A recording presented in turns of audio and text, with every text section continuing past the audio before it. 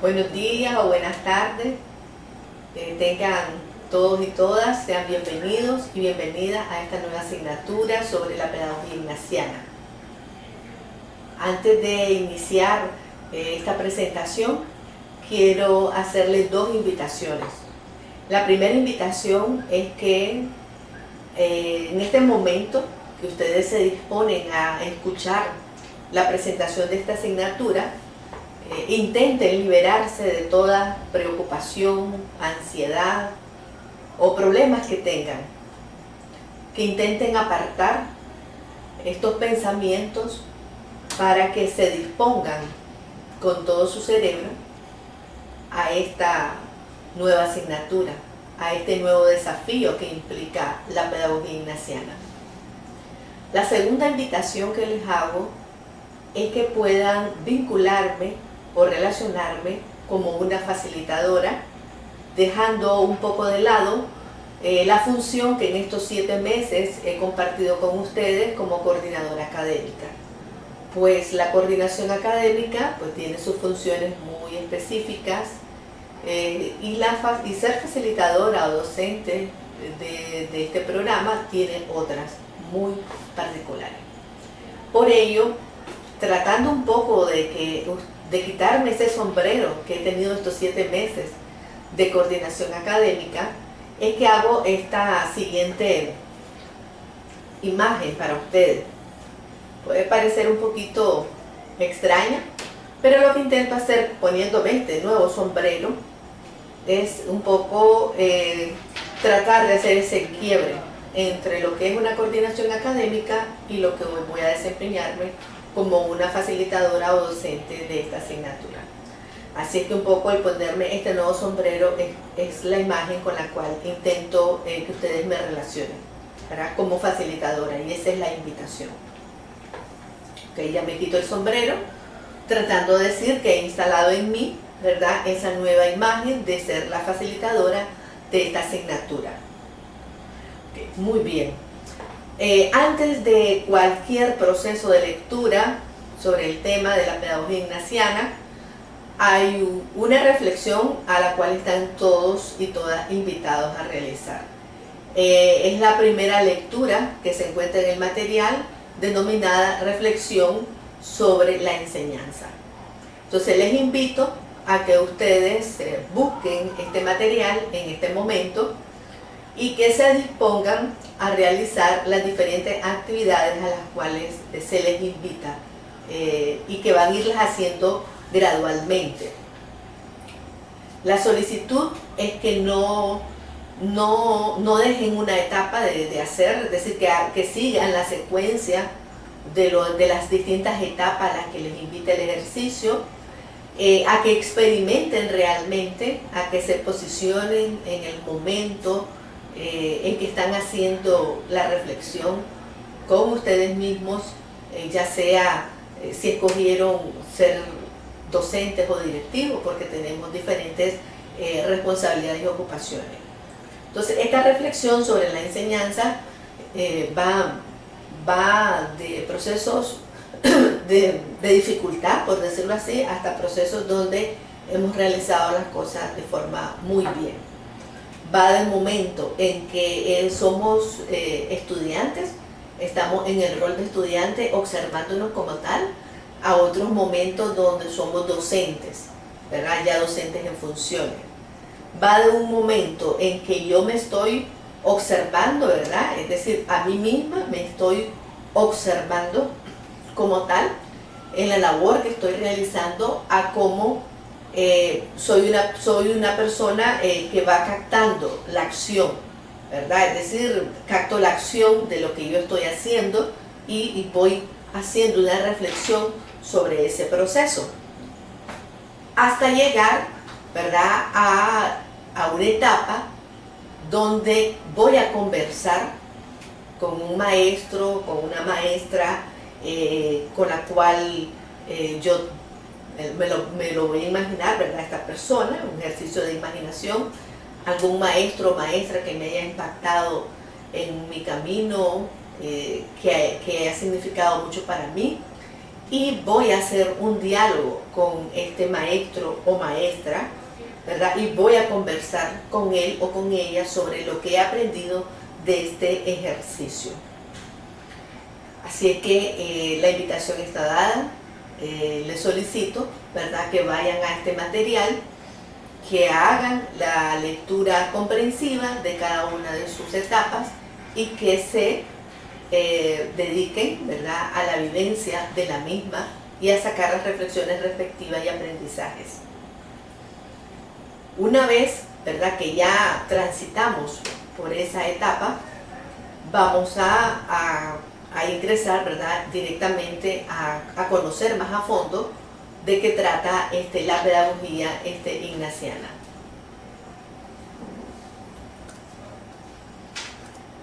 El ámbito de relación de esta asignatura se inserta dentro del área de conocimiento teórica epistemológica, es decir, es el área que estudia el hecho educativo más a fondo, su comprensión, relación, como proceso, como dinámica social, la complejidad que esto implica. Entonces, esta asignatura está dentro de esa área de conocimientos. Como tal, nos relacionamos con otras asignaturas que ya ustedes cursaron como herramientas claves para el aprendizaje, teorías pedagógicas y teorías del aprendizaje. Contribuye al eje curricular humanista, científico-técnico y de investigación que promueve la maestría y abona a la investigación formativa. ¿Cuáles son los objetivos de aprendizaje? ¿Qué es lo que queremos lograr, alcanzar en esta asignatura una vez que finalice? Bueno, uno de sus grandes objetivos está vinculado a que podamos comprender cuáles son los fundamentos de la espiritualidad ignaciana y cuál es su vinculación con la pedagogía ignaciana.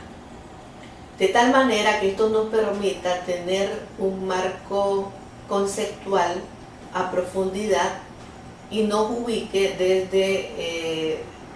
desde una relación más crítica hacia la educación. El siguiente objetivo ya es más propiamente sobre la pedagogía ignaciana. O sea, cómo surge la pedagogía ignaciana, de qué trata la pedagogía ignaciana, cuál es su composición, cuál es su finalidad. Es vigente esta pedagogía ignaciana actualmente, la podemos aplicar y por ello la asignatura va a buscar cómo en su segunda unidad tiene un carácter de aplicación. Otro objetivo está relacionado a conectar con lo que ya sabemos de este campo teórico epistemológico del hecho educativo. Concretamente vamos a conectar con lo que ya sabemos de las teorías pedagógicas y de las teorías de aprendizaje para ver cuáles son las similitudes, semejanzas que encontramos entre este grupo de teorías con la pedagogía ignaciana. Siguiendo con los objetivos de aprendizaje, nos encontramos con uno relacionado a la investigación formativa. La investigación formativa es una estrategia que estamos implementando para desarrollar habilidades de investigación. De manera concreta, vamos a implementar las fichas de contenido, que es una técnica que nos permite argumentar nuestras diferentes posturas frente a los contenidos, en este caso de la pedagogía ignaciana. Hay otro objetivo de aprendizaje relacionado a una estrategia que ustedes ya están bastante familiarizados porque forma parte de la metodología de enseñanza-aprendizaje de este programa, como es la metacognición. Pues la metacognición la seguiremos desarrollando y va a estar un poco más enfatizada en la asignatura. O sea, la asignatura va a apoyarse en generar un proceso metacognitivo más consciente, planificado, monitoreado y evaluado por ustedes, porque estamos convencidos que de esa manera mejoramos el proceso de aprendizaje en la medida en que somos conscientes de lo que estamos aprendiendo, de cómo lo aprendemos, de lo que no aprendemos, por qué no lo aprendimos y qué tenemos que hacer para continuar este proceso. pues eso es algo más auténtico y nos encamina a un aprendizaje para la vida y no hacia el olvido. El siguiente objetivo y último de esta asignatura se relaciona también con otras habilidades que ustedes han desarrollado a lo largo de la maestría en estos 7 meses y está relacionada a la fluidez, coherencia y precisión con la que debemos de comunicar nuestras ideas. Entonces, a través de la redacción, de la lectura comprensiva, esta habilidad se va a ir también poniendo en práctica y cada vez mejorando y perfeccionando. Llegamos a la metodología de enseñanza-aprendizaje. Esto es crucial, es como el centro a través del cual se va a ir realizando la asignatura. Muchas de las cosas que voy a decir no son para ustedes desconocidas, por el contrario, forman parte de ese modo de hacer las cosas en la maestría, pero que también esta asignatura la retoma y las hace públicas y las evidencia para que de esa manera todos nos encaminemos a ese proceso. Iniciamos con la conectar presaber. Estas distintas estos meses en que ustedes han transcurrido con teorías pedagógicas, teorías del aprendizaje, ha sido muy evidente de lo importante que es conectar con lo que uno ya sabe. Es decir, para Ausubel era esto fundamental. Es decir, para poder nosotros asimilar un nuevo conocimiento tenemos que conectar con lo que ya sabemos. Y a través del estudio de la neurociencia pudimos darnos cuenta de lo vital que significa esto, lo necesario para que nuestras neuronas se activen y se conecten es a través de la relación de la información que ya tenemos almacenada y resguardada en nuestro conocimiento. El otro elemento es aprender a aprender. El aprender a aprender es la metacognición. Podemos llamarla de una u otra manera, pero es el propósito que persigue es que la persona sea la garante de su propio aprendizaje. El aprender a aprender implica que seamos más autónomas, que tengamos mayor responsabilidad sobre lo que estamos haciendo, que tengamos mayor disciplina, que tengamos mayor constancia, que tengamos la posibilidad de regular cuando las cosas no nos van saliendo bien, cuando nosotros mismos observamos que no hemos hecho una lectura comprensiva, por ejemplo, a fondo, o que tal o X aspecto no ha quedado lo suficientemente claro y profundizado, que tomemos esa iniciativa propia. Entonces, el aprender a aprender es vital. El otro componente es conectar con la realidad y la experiencia. Algo que también ustedes han venido trabajando en estas asignaturas teóricas epistemológicas cursadas en los meses pasados. ¿Por qué tenemos que conectar con la realidad y con la experiencia? Porque de lo contrario, el conocimiento no se puede aplicar y queda en un nivel demasiado abstracto. Tenemos que conectar con nuestra experiencia porque el conocimiento nos tiene que afectar. Si ese conocimiento que está fuera de mi realidad no me interpela, no lo relaciono con mi experiencia, no hago un análisis de qué me dice ese conocimiento a mi experiencia, también queda en un nivel teórico y en un nivel muy abstracto. Y desde la pedagogía ignaciana, la experiencia es vital. La experiencia es una dimensión fundamental, porque hay una premisa en cuanto a que el conocimiento en sí mismo no es el que transforma una realidad, sino que es la persona que actúa con ese conocimiento. Entonces el conocimiento, para poder ser realmente, para poderlo nosotros aplicar o transferir y que transforme una realidad, ese conocimiento nos tiene que afectar, lo tenemos realmente que sentir y experimentar. El otro elemento es las habilidades para la investigación. Ya refería que vamos a trabajar las fichas de contenido y sobre esto, estas fichas de contenido ya van a ser un instrumento a través del cual el proceso de investigación que ya iniciamos en las comunidades epistémicas será de mucha utilidad. De las fichas de contenido tenemos un material que explica las distintas fichas de contenido de manera muy particular, y porque tiene también un propósito, el de tener un posicionamiento crítico frente a la pedagogía ignaciana, y que la pedagogía ignaciana nos ayude a incrementar nuestro discurso pedagógico. Es que las fichas de contenido que se van a buscar que ustedes integren en sus diferentes tareas son aquellas denominadas fichas de contenido mixtas, ¿verdad? Que son las que vamos a privilegiar, y para eso vamos a tener documentos, y también hay un video con la profesora Lorelei Osorio, que nos ha facilitado una mayor explicación a través de una entrevista sobre lo que son las fichas de contenido. Y el último aspecto de la metodología de enseñanza-aprendizaje es la participación activa. Necesitamos ser sujetos activos. Para ser activos tenemos que estar conectados con todo, con nuestro cerebro, con nuestro cuerpo, con nuestros sentimientos. Tenemos que tomar la palabra, tenemos que venir a los seminarios a debatir, a discutir con una posición, con una argumentación, no solo desde lo que nosotros ya sabemos.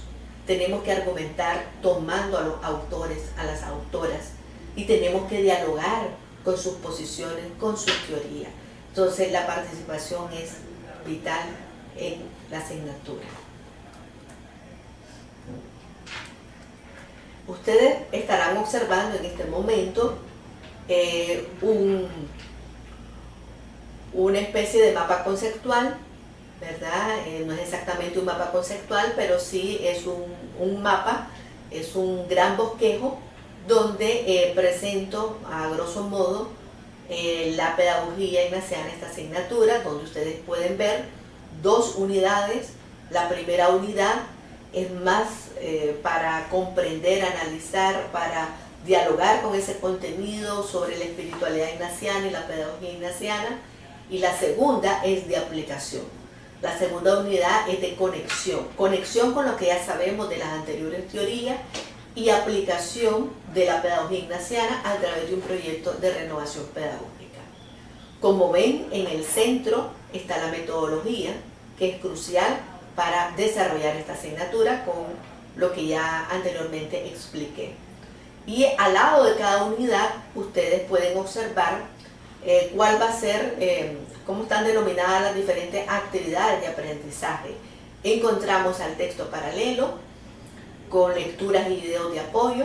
Encontramos ya en la unidad 2 lo que vamos a denominar matriz de triple entrada, más el proyecto de renovación pedagógica. Ambas tienen lecturas de apoyo y videos que contribuyen a esta actividad.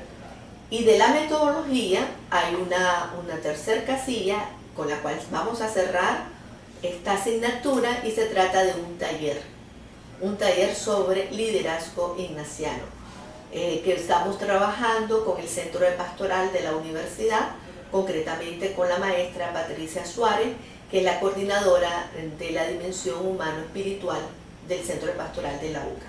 Así es que esperamos que este taller, que es el cierre de la asignatura, pues nos deje mucha riqueza y nuevos aprendizajes. Vamos a entrar ya un poquito más en materia, ¿verdad? Ya en la materia propia de esta asignatura. Y aquí aparecen dos grandes preguntas, que son las grandes preguntas orientadoras que ha tenido toda esta área teórica epistemológica a través de teorías pedagógicas y teorías del aprendizaje. Una gran pregunta es: ¿para qué educar? O sea, ¿para qué estamos educando? ¿En qué contexto estamos educando? ¿En qué sociedad estamos educando? ¿Con qué tipo de educación estamos educando, desde qué posición educativa estamos educando. Y la otra pregunta es cómo educar, el cómo. Es decir, cómo debemos entonces, de acuerdo a la sociedad que aspiramos, que anhelamos o que soñamos, entonces cómo es que debemos de realizar ese proceso educativo, cómo debe ser la enseñanza, cómo debe darse el aprendizaje. Problematizando estas preguntas desde la pedagogía ignaciana, me voy a permitir hacer algunas acotaciones. He retomado dos investigaciones recientes que están abordando la realidad educativa a nivel centroamericano, y la otra es un estado de medición sobre la riqueza y su distribución y cómo se está dando esta riqueza y qué tanto es una posición de exclusión la que estamos viviendo cada vez más y que nos alerta, ¿verdad?, sobre una realidad cruda que debemos de afrontar también desde la educación. Entonces, desde la investigación de reescrituras de la educación pública en Centroamérica, publicada en el 2016, una investigación que realizaron las universidades jesuitas de Centroamérica junto con Fe Alegría a nivel centroamericano, claramente vemos reflejado que la educación no se puede desvincular del modelo de desarrollo que tienen los países centroamericanos o el modelo económico que tienen estos países centroamericanos. Es decir, que para comprender la educación debemos abordarla de manera integral, desde la dimensión social, cultural, política, económica, que se están dando en un contexto determinado desde el modelo de desarrollo que está influenciando, por ende, el modelo educativo que tenemos, y no solamente y exclusivamente desde el ámbito pedagógico. Si bien el ámbito pedagógico nos ocupa de forma intensa, pero nosotros debemos de ver el ámbito pedagógico como un ámbito más dentro de lo que es el proceso educativo en sus diferentes dimensiones y mucho más, es decir, cómo ese proceso educativo está dentro de una sociedad, dentro de un país y dentro de un modelo de desarrollo y cómo esto está realmente determinando, ¿verdad?, la educación que estamos haciendo en las aulas de clase. Entonces, ¿qué modelo de desarrollo ha imperado en nuestros países en las últimas décadas? En las últimas décadas centroamericanas es la pregunta que ausculta esta investigación. ¿Cómo ese modelo está repercutiendo en la educación? De tal manera que hoy en nuestros días podemos decir que la educación no es un derecho humano que se está garantizando a todas las poblaciones. Es todavía un derecho restringido. ¿Y a qué se debe esta situación? Porque las personas no estamos gozando de ese derecho fundamental.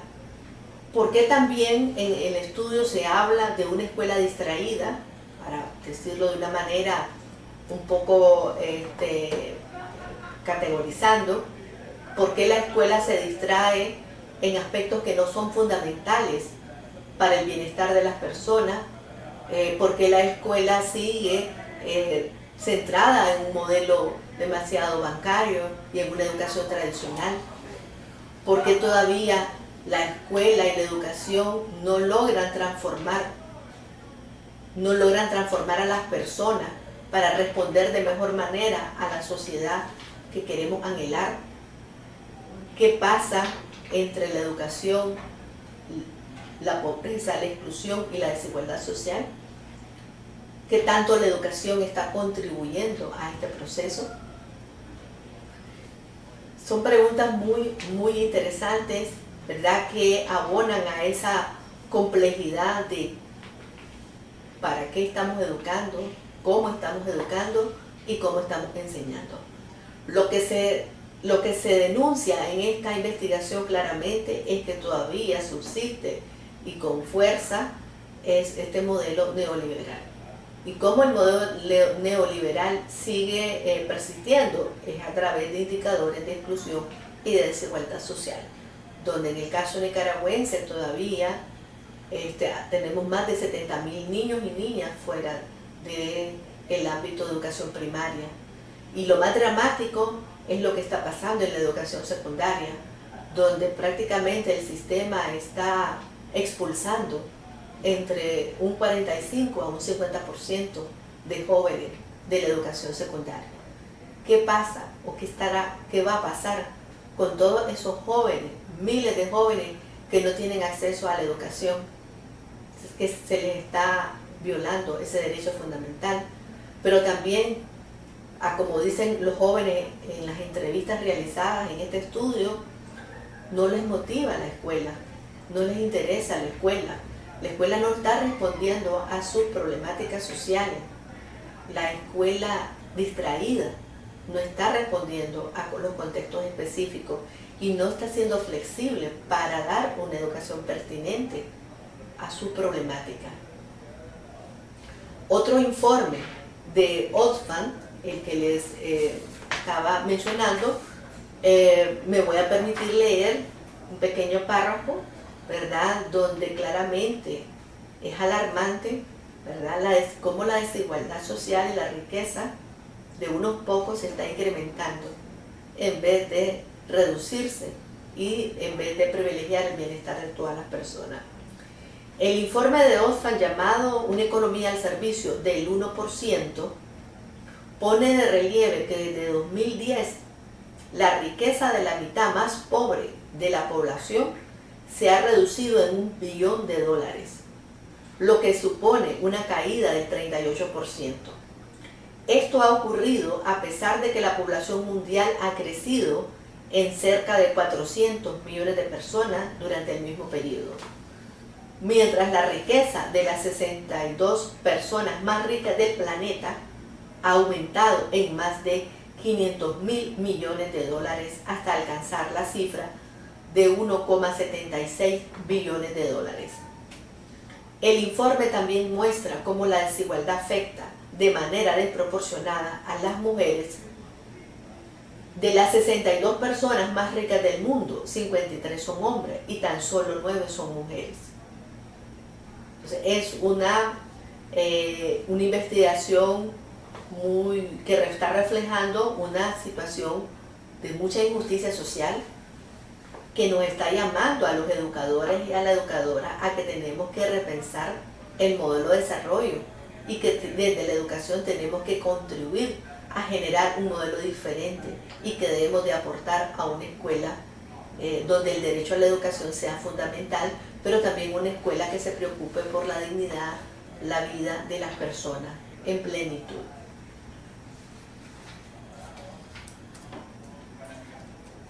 Pueden apreciar en esta lámina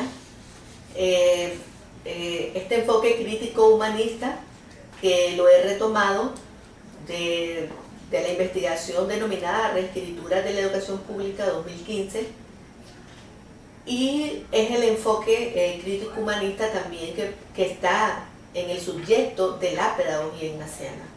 Es decir, la pedagogía ignaciana debemos de verla desde este enfoque crítico humanista, desde un enfoque humanista, y cómo desde ese enfoque humanista entonces aporta, ¿verdad?, a estas dos grandes preguntas referidas a la educación.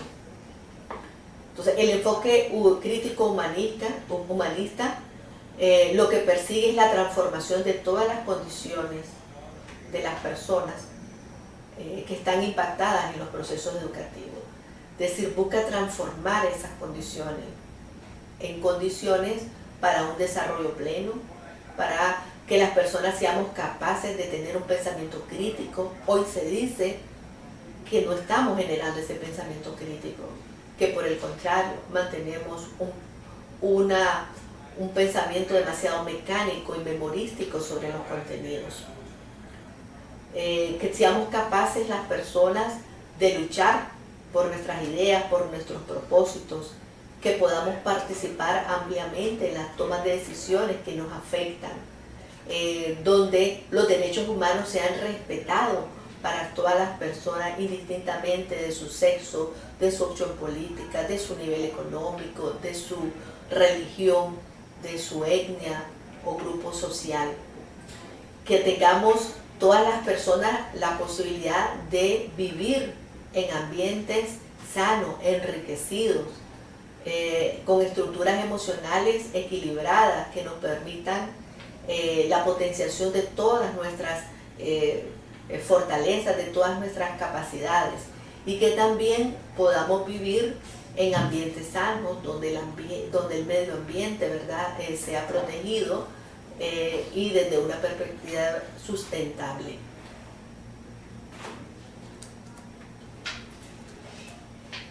Por ello, ¿verdad?, ante toda esta realidad que estamos viviendo, ante toda esta problemática de injusticia social y de desigualdad, de extrema pobreza, esta asignatura con su contenido pretende que nos posicionemos, que tomemos una postura crítica frente a la educación y que a través de sus fundamentos tengamos opciones para poder incidir en el cambio, en las estructuras, en los procesos educativos, que podamos tener insumos que nos permitan ser agentes de cambio en esa transformación. Por ello, estamos ampliando los marcos conceptuales del discurso pedagógico que ya se ha venido elaborando a través de las otras asignaturas de teorías pedagógicas y teorías de aprendizaje. En ese sentido, como nuestro interés es buscar ese posicionamiento, es ampliar estos marcos conceptuales desde un enfoque crítico humanista, es que hemos seleccionado las actividades de aprendizaje. Es decir, que las actividades de aprendizaje han sido pensadas en función de contribuir, ¿verdad?, a esta gran finalidad de la asignatura. Ustedes pueden ver en esta lámina que he reflejado las grandes actividades por las cuales vamos a transitar a lo largo de la asignatura. Vamos a tener el texto paralelo, la matriz de triple entrada y el proyecto de renovación pedagógica y el taller de liderazgo ignaciano. Para eso van a estar transitando en todo ese proceso lo que es la metacognición y las fichas de contenido. Una, para ayudar a una mejor autorregulación y hacer más consciente este proceso. Entonces ahí va a haber una guía que va a tratar de ayudar a esta finalidad. Y las fichas de contenido para poder mejorar nuestra argumentación, para poder tener ese límite entre lo que es la idea del autor y lo que es mi aporte a esa idea de un autor, que es la ficha mixta. Es decir, en irnos entrenando en este debatir permanente como es la academia, ¿verdad?, y nuestras distintas argumentaciones que vamos generando frente a los contenidos que se van estudiando.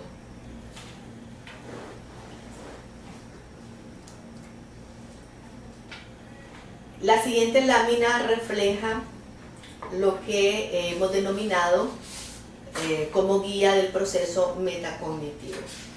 Y lo que queremos dejar como experiencia en esta asignatura es una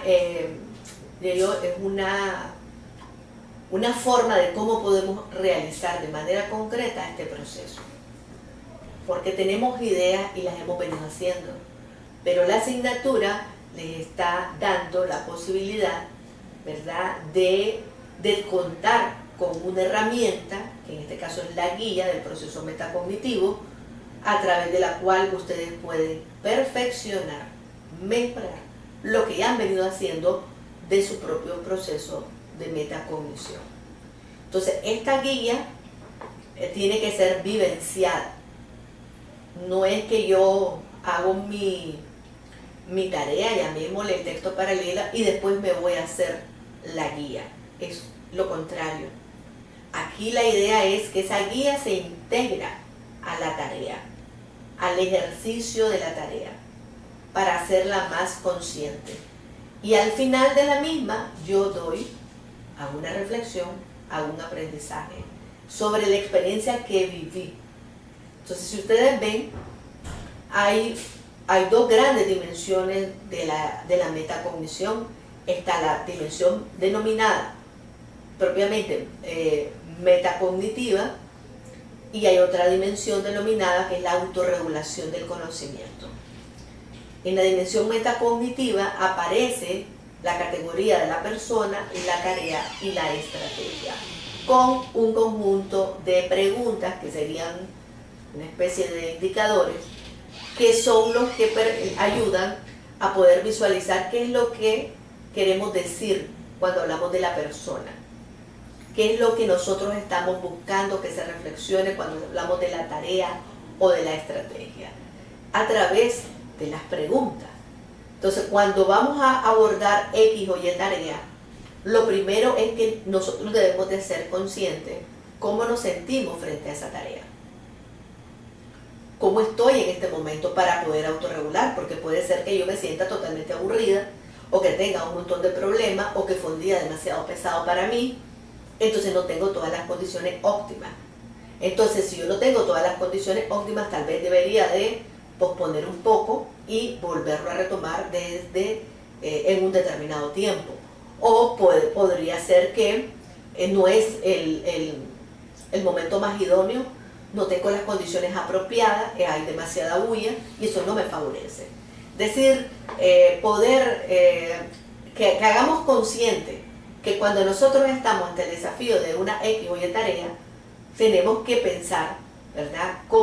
Primero, como persona, ¿cómo estoy yo frente a esa tarea? ¿Qué condiciones tengo para realizar esta tarea? Luego, si vamos a suponer, la tarea se llama texto paralelo. Puede llamarse de otra manera, pero vamos a poner esta que es la que estamos utilizando. Entonces yo me pregunto, ¿qué tanto sé de esta tarea? ¿Y qué tanto sé cómo se hace esta tarea? Entonces, si yo sé muy poco de la tarea, yo por mi cuenta debería porque aquí está la autonomía y está mi autorregulación, yo debería investigar un poco más de la tarea. Si yo estoy más familiarizada, pues va a ser menos el nivel de investigación que voy a hacer. Pero sí es importante, antes de hacer una tarea, que yo tome conciencia qué sé yo de esa tarea y qué tanto puedo aplicarla, para buscar las opciones necesarias que me permitan entrarle con mayor apropiación y facilidad al proceso. Seguidamente está la otra dimensión denominada autorregulación del conocimiento. ¿Qué significa la autorregulación del conocimiento? Podríamos decir que es la etapa fundamental de todo el proceso metacognitivo, porque es cuando nosotros planificamos, monitoreamos y evaluamos nuestro desempeño. En toda tarea debe de haber un proceso de planificación, un proceso de proyectar los tiempos y las actividades que se requieren para el buen cumplimiento de esa tarea. Lo que muchas veces pasa es que este proceso se hace, pero no de forma consciente. O sea, no es un proceso donde nosotros de manera muy clara y precisa nos decimos, vamos a planificar la tarea, voy a hacer un plan, me pongo a pensar qué es lo que yo necesito para hacer esta tarea, con qué tiempo dispongo, en fin. Generalmente se va haciendo sobre la marcha, ¿verdad? Hay quienes sí logran o han venido logrando ya asumir este tipo de proceso, pero lo que hoy se les invita es que realmente lo hagamos de forma más planificada, es decir, más intencional. Es decir, que yo de manera intencional voy a planificar mi proceso ante determinada tarea, en este caso ante el texto paralelo, ante la matriz de triple entrada o ante el proyecto de renovación pedagógica. Cuando yo estoy ya ejecutando mi tarea, es decir, ya estoy en el proceso de desarrollo de esta tarea, necesito monitorearla, porque muchas veces el monitoreo me permite ver que yo no he profundizado en donde debía profundizar, o el monitoreo me permite ver que hay aspectos que quedaron pendientes y que con una segunda lectura que hago sobre los mismos, o porque le pido a alguien que me lea el documento para ver si realmente siente que yo estoy explicando lo que yo deseo explicar, en fin. Cualquier tipo de actividad que me permita una regulación sobre lo que yo estoy haciendo durante el desarrollo de la tarea, ese monitoreo pues tiene grandes ventajas para mi proceso de aprendizaje. Puede ser que el plan de trabajo que me propuse no lo he cumplido, entonces yo tengo que tomar una medida acelerando el tiempo o destinando mayor tiempo del que había previsto. Puede ser que alguna de las actividades no me resultaron favorables y por tanto en el contenido de la tarea no se está reflejando adecuadamente. Entonces el monitoreo es una etapa muy importante, esa regulación que yo hago sobre lo que estoy haciendo. A veces decimos, si logras planificarte con tiempo, vas realmente a saborear mejor tu aprendizaje, porque si no tomas ese tiempo, después vas a estar corriendo y efectivamente esto te va a causar un sobreestrés más allá de lo normal y eso pues no favorece tu estado de motivación frente a la tarea. Y finalmente, cuando yo ya termino de hacer mi tarea, mi proceso, ¿verdad? Es importante como dedicarse un tiempo, pero de forma consciente y planificada, no de forma esporádica a ver si sale, sino que aquí la invitación, como decía, es que nosotros vamos a integrar la metacognición en el ejercicio de realización de las tareas de la pedagogía ignaciana.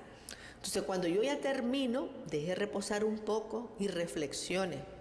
Reflexione qué tanto usted consiguió su objetivo, los que usted se había trazado en la tarea. Valore si realmente los contenidos han sido significativos, si esos contenidos afectaron o están afectando sus conocimientos previos, si esos contenidos los está logrando conectar con lo que ya sabía, con las otras teorías. O sea, en resumen, que usted pueda decir qué aprendió, qué no logró aprender y por qué cree que no logró aprender y qué debe continuar haciendo para aprender, cómo va a continuar avanzando.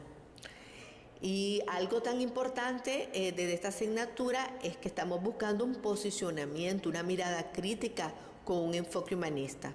Entonces es importante al final poder decir en qué me comprometo, o sea, qué compromisos voy a asumir en mis próximas funciones, en mi colegio, en mi tarea como docente o en otros espacios, es decir, qué compromisos voy a asumir como educador, como educadora, o que incluso qué compromisos pienso asumir en la propia maestría.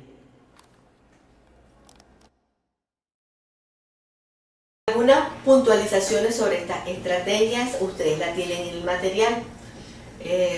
Pueden leerlo y releerlo las veces que sea necesario. Les invito a que lean siempre las rúbricas, porque la rúbrica es donde están los principales acentos, es decir, dónde es que se quiere llevar una actividad, cuál es la fuerza, porque no todo tiene el mismo peso y no todo siempre, ni podemos tener la posibilidad de integrar todo. Entonces uno, como facilitadora, toma decisiones cuando hace la rúbrica, de acuerdo a los objetivos de aprendizaje y qué es lo que yo quiero que se alcance, que se logre. Y recordando, nos queremos posicionar, queremos tener un pensamiento crítico, queremos ver la pedagogía ignaciana desde ese pensamiento crítico. Necesitamos explorarla para enriquecer nuestros marcos conceptuales de lo que está pasando en la educación, para qué educamos y para qué enseñamos, y de esa forma ampliar nuestro discurso pedagógico. Entonces el texto paralelo nos permite esa capacidad de análisis, nos permite una reflexión frente a nuestra práctica profesional, nos da la posibilidad de crear, de ser propositivos, de presentar soluciones a los problemas que estamos viendo en el entorno de la educación o en el propio proceso de enseñanza-aprendizaje.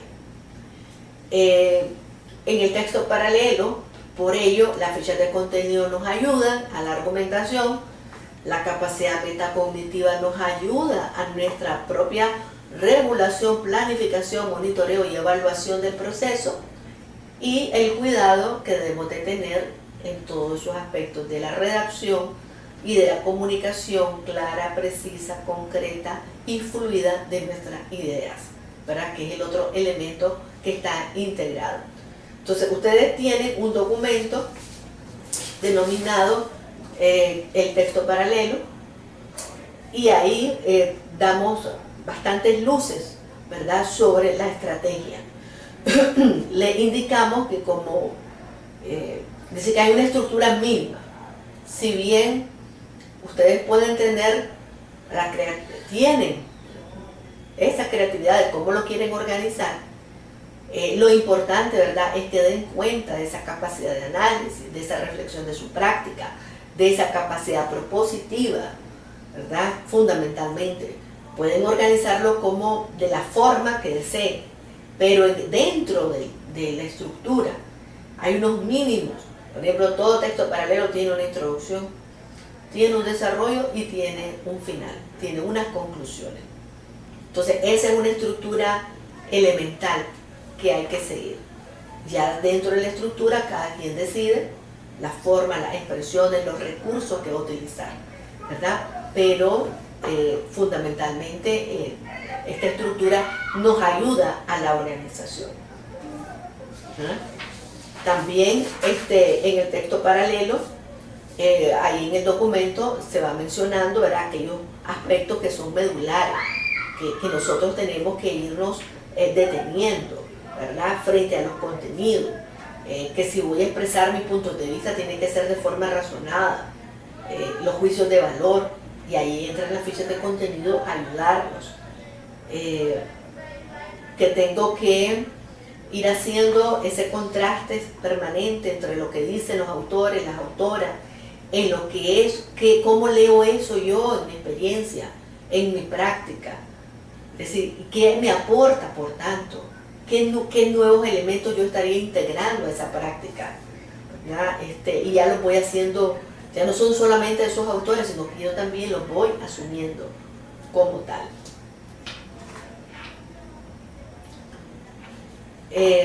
Seguidamente había muy general, ¿qué tipo de materiales y recursos ustedes disponen? Lo primero, esta es un tema bien documentado desde la Compañía de Jesús. Hay una literatura bien amplia, muy enriquecida, con diferentes miradas, siempre muy profundas, y yo lo que hice fue una selección mínima, pero no quisiera que se queden con esa sensación de que es lo único que tienen que leer, porque ese es el grave error. Es decir, nosotros tenemos que tener esa mente ávida de conocer más allá, de ir a hacer otras lecturas, otros análisis. Los mínimos se dan, es no quedarnos con esos mínimos para hacer que nuestro cerebro aumente su capacidad de conexión, y eso lo da la lectura. Entonces, estos mínimos están en los materiales, como también se les ha colocado materiales complementarios, sobre todo revistas electrónicas de Aushal, donde profundizan con diferentes ensayos de diferentes autores, tanto la espiritualidad ignaciana como la pedagogía ignaciana, tienen esas lecturas complementarias. Pero hay un mínimo, ¿verdad?, de recursos que están, que son lecturas, reflexiones, diferentes reflexiones que se están dando, como también el recurso de los videos, que me ha parecido interesante para unirlo, ¿verdad?, a los materiales. Entonces, entre las lecturas vamos a tener, iniciamos con la del padre y doctor Peter Hans Kolbenbach, que es un padre jesuita, fue en la década de los 80, fue el superior general de la Compañía de Jesús, y es en su administración, por decirlo así, donde se escribe la pedagogía ignaciana, y otro documento rector que es las características de la educación de la Compañía de Jesús. Estos dos grandes documentos que marcaron y dieron un aporte para redireccionar hacia dónde caminaban las obras de la Compañía de Jesús, fueron elaborados en la administración del padre Kolbenbach, un holandés muy reconocido por su capacidad profunda de interpretar la realidad y las diferentes culturas. Así que después de leer a muchos, porque como les decía es bien vasto este tema, está bastante documentado, opté, porque me pareció muy interesante este discurso que él proporciona y que da luces muy atinente a lo que es la espiritualidad ignaciana. Tenemos también a la doctora Renata Rodríguez, que ya la conocemos muy bien porque ha sido profesora nuestra en la maestría y recientemente finalizando teoría del aprendizaje. Pues la profesora tiene una reflexión sobre la espiritualidad y la pedagogía ignaciana. Hay otro autor colombiano, el doctor Esteban Ocampo, quien ha sido, digamos, uno de los laicos, porque también podemos observar que mucha de esta literatura fundamentalmente se ha escrito por jesuitas. Bueno, pues es algo, tiene su lógica, porque la Compañía de Jesús, ¿verdad? Ellos son los principales dirigentes de la Compañía de Jesús, y lógicamente de esa preocupación por la compañía, pues la investigan y escriben sobre la misma. Pero también ya hay laicos y laicas que nos hemos aproximado, ¿verdad?, a este contenido profundamente humano y global también. Entonces el doctor Esteban Ocampo es una de las personas que ha estudiado mucho la pedagogía ignaciana, la identidad de la pedagogía ignaciana, y nos abre un panorama muy interesante, ¿verdad?, donde él define que la pedagogía ignaciana es una pedagogía realmente, o sea que podemos considerarla desde un marco referencial pedagógico sólido, ¿verdad?, por una cantidad de características que le impregnan. Siguiendo con los materiales, tenemos al Consejo Internacional de Educación, que escribió en 1993 el documento histórico y fundante de la pedagogía ignaciana, denominado Pedagogía Ignaciana, un planteamiento práctico.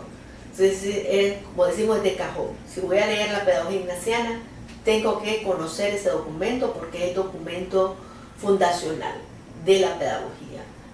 Después hay muchísimas otras lecturas, pero este es el que nos ha parecido que es importante acercarnos, ¿verdad? Esta es la primera aproximación, tenemos que conocer ese documento.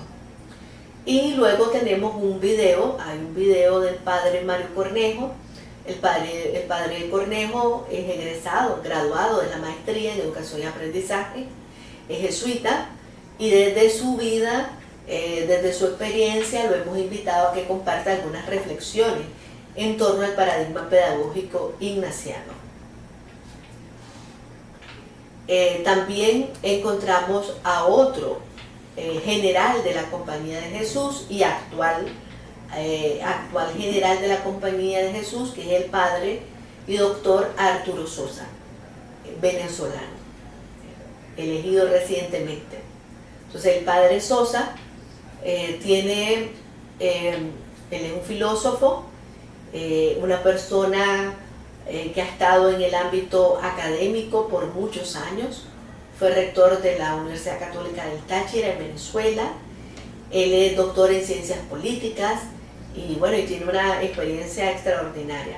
Lo podrán ver en sus datos conociendo a los autores.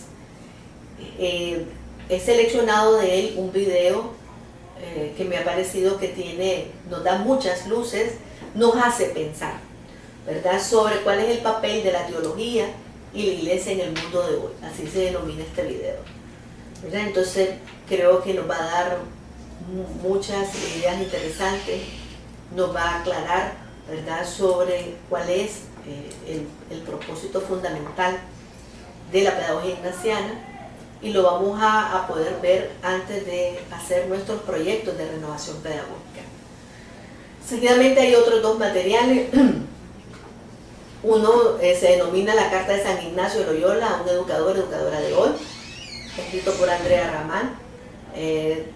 Y bueno, es una lectura bien amena, donde alguien nos escribe, ¿verdad? En este caso es San Ignacio, ¿verdad? Efectivamente, pues no fue San Ignacio el que le escribió, pero es otra persona inspirada en todo lo que ha sido la espiritualidad de San Ignacio y en todo lo que es la pedagogía ignaciana. Entonces hace como crea, ¿verdad?, esta obra, ¿verdad?, donde a manera de esta persona, si San Ignacio estuviera vivo, ¿qué nos estaría diciendo a nosotros en este momento?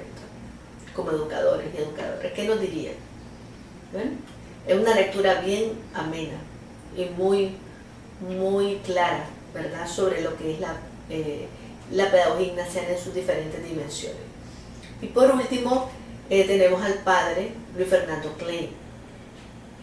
Klein nos presenta una guía muy práctica sobre el paradigma pedagógico ignaciano, denominado PPI, con ejemplos, con experiencia, cómo, ¿verdad? Klein nos habla del cómo, es decir, cómo se hace esto. Él es brasileño y ha estado por muchos años en el centro Pedro Arrupes. Tenemos a la profesora Patricia Suárez, que ya les había comentado. Ella va a estar colaborando en el taller de liderazgo ignaciano con el cual cerramos esta asignatura. Los rasgos o características de un líder o lideresa ignaciano se va a intentar que a través del taller sean reconocidos. Otro material con el cual ustedes van a contar son los ejemplos de los proyectos de renovación pedagógica. Hemos seleccionado 3 proyectos de renovación pedagógica para que ustedes puedan ver de qué manera fueron formulados, tener una especie de referencia para que ustedes puedan inspirarse en sus propios proyectos, ¿verdad?, que va a ser un enorme desafío porque ya es la aplicación de la pedagogía ignaciana a nuestros contextos. Y por último aparece Aushal.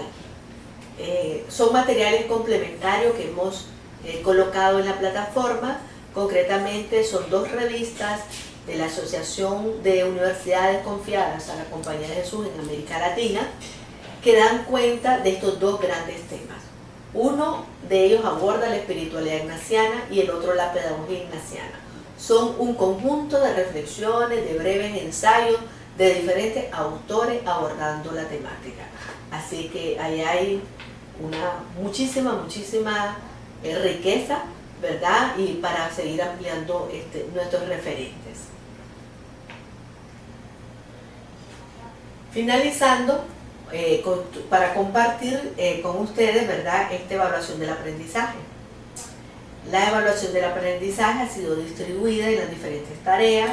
El texto paralelo tiene un 28%, la matriz de implementado un 20%, el proyecto de renovación pedagógica otro 28%. Hay un foro virtual para compartir y evaluar los proyectos de renovación pedagógica entre pares, es decir, entre ustedes, con un 8%. La participación en los seminarios, que tiene un 10%.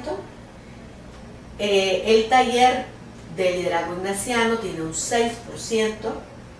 Y el total, ¿verdad?, de todas las asignaciones, que tendrá un 100%. Pueden documentarse en el material de las diferentes rúbricas que acompañan cada una de estas tareas. Bueno, y finalmente, pues agradecerles a todos y a todas por su atención. Espero que esta asignatura la disfruten.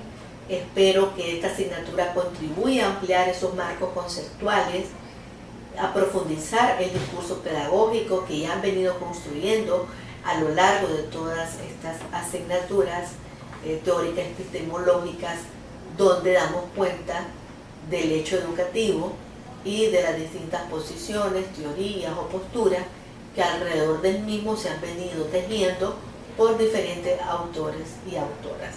Y cómo entonces todo eso, hoy, todo ese conocimiento, cómo nos beneficia, todo ese conocimiento, cómo nosotros lo retomamos, cómo somos capaces de aplicarlo para la transformación de la sociedad y transformación de la educación, y sobre todo para ayudar y contribuir con nuestros educandos, ayudar y contribuir, ¿verdad?, a su cambio, a una mayor apertura, a una mayor trascendencia y sobre todo, ¿verdad?, a construir ciudadanía, diría yo, una ciudadanía plena donde todos y todas tengamos los mismos derechos y las mismas posibilidades, ¿verdad? Así es que disfruten esta asignatura, busquemos cómo encontrar, ¿verdad?, en ella pues los beneficios por los cuales se ha preparado y ha sido diseñada por esta facilitadora. Tienen en mí, ¿verdad?, una persona que estará constantemente, estará con ustedes cerca, estará acompañándoles, estará ayudándoles a ese proceso, a ese descubrir también cosas en ese caminar, y bueno, el mayor éxito posible, ¿verdad?, y los mejores y mayores aprendizajes de esta experiencia. Gracias por la atención.